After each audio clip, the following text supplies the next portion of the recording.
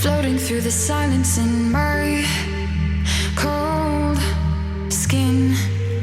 My body is wearing thin.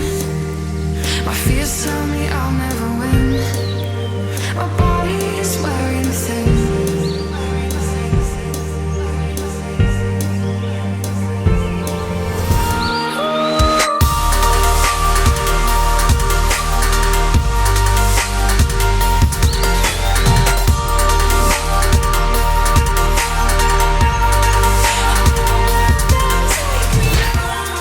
Hey, what's up, my Hans family? Man, it just feels like it has been a hot minute since I have sat down and painted for you guys. That sounds a little creepy, but that's what it is. This is my third installment in my elemental series. I started out with fire, and then went into air, and now this is earth. I went with a more Mother Earth kind of look going on. With this in mind, I immediately thought of this amazing pair of shoulders in World of Warcraft that I want for my rogue so freaking badly. So this is slightly inspired by that. Really quick before we get into the tutorial, sorry about my voice, I'm a little sick. As some of you guys noticed, my YouTube channel was just recently hacked and I wasn't able to post this on the day I meant to post it, but finally everything is back to normal, thank goodness. Not hacked anymore, so we're all good. Alright, so starting off, I have a bald cap already on and my brows generally glued down, not the best, but I just wanted them out of the way. And then going in with these three different kind of shades of green of body paint, well, one of them was white, but you know.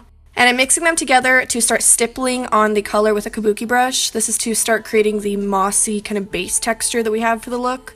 You can see I'm working in layers to really create that dimensional look.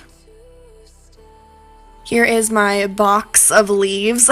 These are all leaves that I just found randomly in a little box of like old flowers that I have. And I took those all off using a little bit of liquid latex because unfortunately I'm out of Prozaid. I'm out of Prozaid from Halloween. It is all dried up. I'm just going to stick those onto my bald cap. You want to start with the layer right around your face first because we're going to layer backwards so it looks like the leaves are just growing nicely on top of each other. Almost think of mermaid scales, kind of how they lay on top of each other. It looks cool if you have different shades of green leaves, different sizes, different shapes.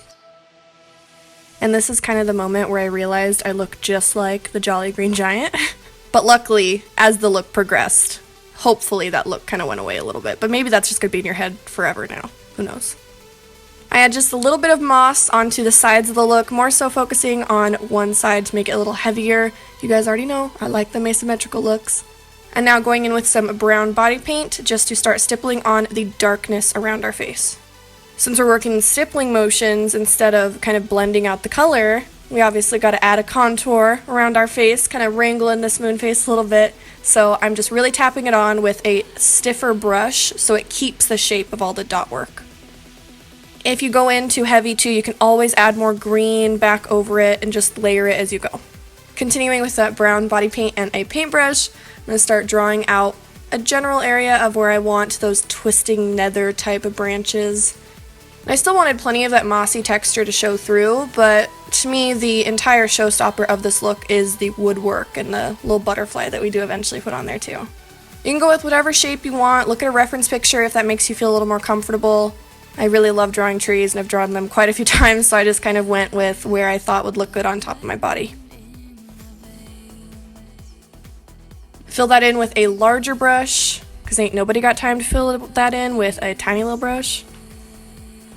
And any areas that you did leave open, just go ahead and add some more green back in.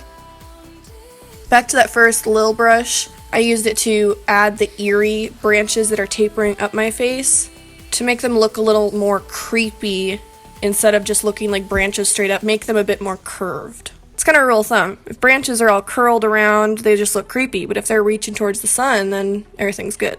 With a little bit of a lighter brown, I started to add a little bit more color towards the center of the tree branches.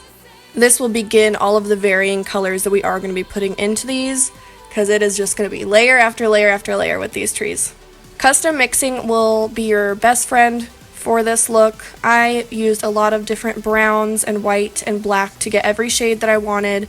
Here I mixed quite a bit of white, and I'm using the smaller brush to put the color down where I want it, and then using the larger brush to blend it out. Something to note is that the small brush goes into the water with the paint being wet. The larger brush is kind of dry, so it helps to blend it out in a dry brush motion so I don't mess up the color underneath. It keeps the color where I want it while also kind of blending it a little bit to give it kind of a grungy, stringy blend. You can always use a reference picture for this, but just think of trees, how they look. They all twist around and have so many crevices inside of them, so even now going in with a little bit of black to create more depth in the branches. And knots are another thing. I didn't know that they were called knots until Christy told me when we were on FaceTime. That's why you can see me laughing a few times here. But the little holes in the trees also give kind of that tree illusion. Everywhere there's a highlight that you put for part of the tree branch going through. Make sure there's a shadow underneath too where it goes down deep into the tree. And I promise you guys, if you just sit and keep layering lines and lines and lines on top of each other, it will look like a tree. Keep adding more and more texture. You can do this by adding some little black dots. And finish off by outlining the bottom of the tree branches just a little bit with some black. Oh, Barry! Oh. And it's gonna fall.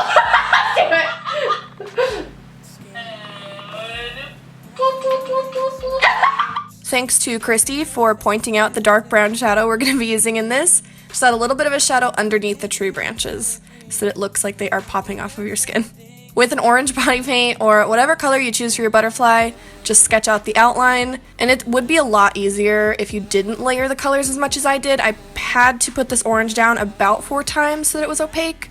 So if you did the exact thing that I did, just wipe off the color first and then go into the orange. For little fireflies, I just use yellow and a fluffy brush to get that perfect circle. Just put them in varying spots around the look, especially on top of the brown of the wood because they'll really pop in front of that. And when those are dry, go in with white in the very, very, very center because that light is illuminating from the center, so they'd be really bright there. While the orange was taking so long to dry, I just decided to go for the eyes. I added some stippling with the green body paints and darkened out the crease. Keeping one side, again, a little darker because the asymmetrical looks pretty nice to me. And then while that's drying, since we're using all kinds of body paints for this look, I'm going to finish off the butterfly by just outlining it in black. I was looking at a reference picture for this. I don't tend to draw too many butterflies. I thought I was a basic white bitch, but I guess not that much of one. So I sketched out the outline of it and then the body, and then drew out the wing little lines that got going on in the monarch butterfly. I started with just one side of the body and then worked on the other. That's what I found easiest. If you mess up, it's okay, I did, so just take the orange body paint and fix your mistakes. Try to also find as thin of a brush for this as you can. Then with white, just add some little dots around the outsides of the wings. You want the body to look like it is a little more three-dimensional, so add a little bit of white, and you see that I'm kind of wiping it off a little bit just to give the tiniest bit of highlights, and then adding the details that the monarchs have on their bodies with the white. Now with Crocodile Tears, which is from Jeffree Star, I fill in my lips nice and dark green, and since the liquid lipstick is still a little tacky, I really love the look of smoked out lips. So I'm just kind of pushing the color out a little bit so they're nice and smoky. Line your waterline with whichever color you like. I just used Cucumber, which is a jumbo pencil from NYX, and added on these NYX lashes, which are super thick as a dick, but I love them. This was just a final step. I found that I had lime green moss, so I added that on, bringing it down onto my body a little bit so it was cohesive with the top of the face. Added a couple more fireflies, because why not? They look so cool. And that is the final look. I really hope you guys liked it. I had such a good time painting this. I haven't body painted in a minute and it felt so good to just sit and paint. I'm so excited to show you guys my final installment in this Element series. I really hope you guys like the other ones, and if you haven't watched them, please, please, please do. I just adore you guys, and thank you again for watching. I love the absolute fuck out of you, and I will see you in Monday's video. Bye! You are your father's daughter. Stubbornness and pride. Mind what he says, but you may hear a voice inside. And if that voice starts to whisper,